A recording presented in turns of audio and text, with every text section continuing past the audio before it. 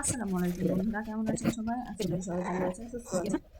আলহামদুলিল্লাহ, আমরাও খুব ভালো আছি, সুস্থ আছি। সোনালী রান্নাঘর অ্যান্ড ব্লগ চ্যানেলে আপনাদের প্রত্যেককে স্বাগত জানাই। আজকে আমার রেসিপি হচ্ছে পুর ভরা ভাপা পুলি রেসিপি। তো এখন পিঠে পুলির সময়, সবাই পিঠে পুলি খেতে খুব পছন্দ করে।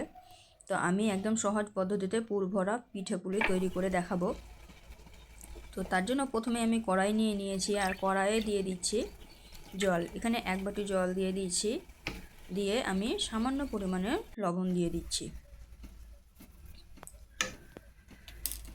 তো সামান্য পরিমাণে লবণ দিয়ে দিলাম, বেশি দিয়ে হলে চলবে না। তারপর আমি 1 বাটি এখানে চালের গুঁড়ি দিয়ে দিচ্ছি। এটা শুকনো চালের গুঁড়ি, আপনারা চাইলে ভিজা চালের গুঁড়ি দিয়েও তৈরি করতে পারেন, আবার বাজারে কিনা চালের গুঁড়ি দিয়েও করতে পারেন। তো একটু নাড়াচাড়া করেই আমি ভালো করে মিক্সড করে নিয়ে এটাকে ঢাকা রেখে হালকা আঁচে 5 মিনিট মতো রাখবো, তাহলে আটাটা ভালোভাবে সিদ্ধ হয়ে যাবে।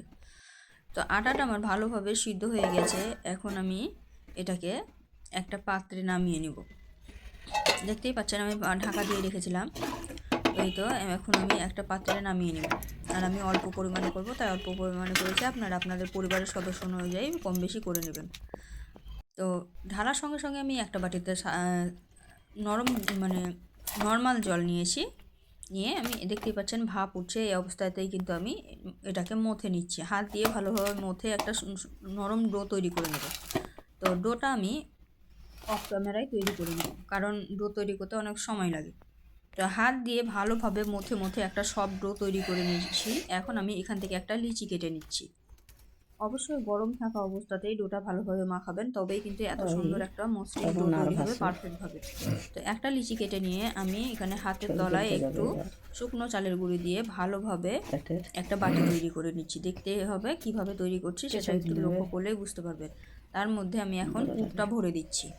পুরটা আমি আগে থেকেই তৈরি করে রেখেছিলাম। পুরের মধ্যে ছিল নারকেল আর তিল আর খেজুর গুড় দিয়ে চিনি দিয়ে আমি সুন্দর একটা পুর তৈরি করে নিয়েছিলাম। আপনারা চাইলে নারকেল আর চিনি দিয়েও তৈরি করে নিতে পারেন, আবার খেজুর গুড় দিয়েও তৈরি করে নিতে পারেন, আবার নারকেল আর তিল যেভাবে আমি তৈরি করেছি সেভাবে আপনারাও তৈরি করে নিতে পারেন।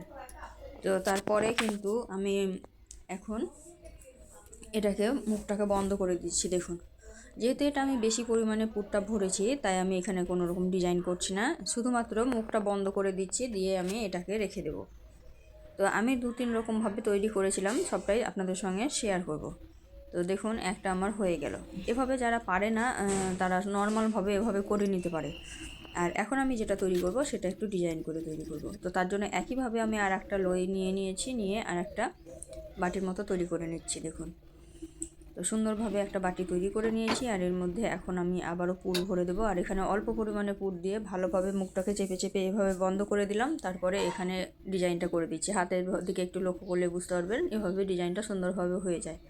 সুন্দর একটা ডিজাইন হয়, দেখতেও সুন্দর লাগে, খুব তাড়াতাড়ি হয়ে যায়। যাদের করা আছে তারা খুব তাড়াতাড়ি করতে পারবে, যাদের করা নাই তাদের একটু দেরি হতে পারে, কিন্তু সুন্দরভাবে হয়ে যায়। তো যারা একবারেই পারে না তাদের জন্য আর একটা ব্যবস্থা হচ্ছে, সেটা হচ্ছে ছাঁচে। তো ছাঁচে ভরার জন্য আমি এখানে একটা লিচি নিয়েছি মোটা করে, তারপরে ভালো করে বেলে নিয়েছি গোল করে রুটি করে, তারপরে এই ছাঁচের মধ্যে এভাবে দিয়ে আমি রেডি করে নিচ্ছি। দেখুন, এখানে সব থেকে পারফেক্ট এভাবে হবে। তো ছাঁচটা বাজারে যে কোনো জায়গায় কিনতে পারবেন, কিনে নেবেন। তো এইভাবে আমি আরেকটা তৈরি করে দেখাচ্ছি। দেখুন, আপনাদের বোঝার সুবিধার্থে আমি আর একবারও দিয়ে দিলাম। এভাবে ছাঁচে করে কিন্তু খুব তাড়াতাড়ি তৈরি করা হয়। দেখুন, আর একটা তৈরি করে নিলাম। তো অফ ক্যামেরায় আমি সবগুলো পিঠা তৈরি করে নিয়েছি। দেখুন কত সুন্দর লাগছে দেখতে। তো এখন এগুলোকে আমি ভাপিয়ে নিব। তো ভাপ দেওয়ার জন্য কিন্তু এখানে আমি একটা গামলা নিয়েছি, তাতে জল দিয়েছি। জল দিয়ে ওপরে একটা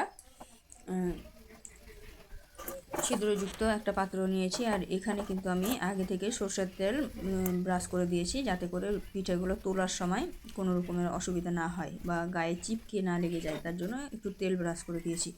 তেলটা অবশ্যই ব্রাশ করে দেবেন। তারপরে আমি একে একে সবগুলো পিঠা রেডি করে দিচ্ছি। দেখুন, ডিজাইন করে সুন্দর করে দিয়ে দিচ্ছি, যাতে সবগুলো পিঠা সুন্দরভাবে হয়ে যায়। তো তারপরে আমি ঢাকা দিয়ে দিয়েছিলাম, ঢাকা দিয়ে 3 মিনিট মতো রেখেছিলাম, তাতেই কিন্তু সুন্দরভাবে আমার পিঠাগুলো রেডি হয়ে গেছে। একটা পিঠাও কাঁচা নাই, সুন্দরভাবে হয়ে গেছে। তো পিঠাটা যেহেতু হয়ে গেছে, তো এখন আমি এটাকে নামিয়ে রাখবো। আমি একটু চেক করে নিচ্ছিলাম, একদম সফট হয়েছে, খুব সুন্দর হয়েছে। তো যেহেতু গরম ছিল তাই সাবধানে নামাচ্ছিলাম, আপনারাও সাবধানে নামাবেন, ভাপটা হাতে লাগলে কিন্তু ফোসা পড়ে যায়। তো এই তো নামিয়ে নিলাম। নামিয়ে আমি একটা পাত্রে এখন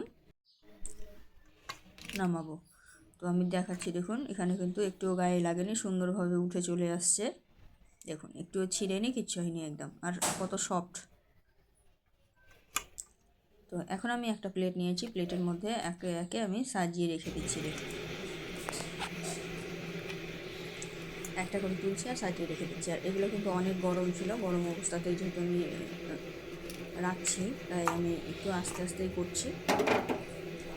আপনারা যদি গরম জিনিস ধরতে না পারেন তাহলে কিন্তু ঠান্ডা করে তারপরে নামাবেন।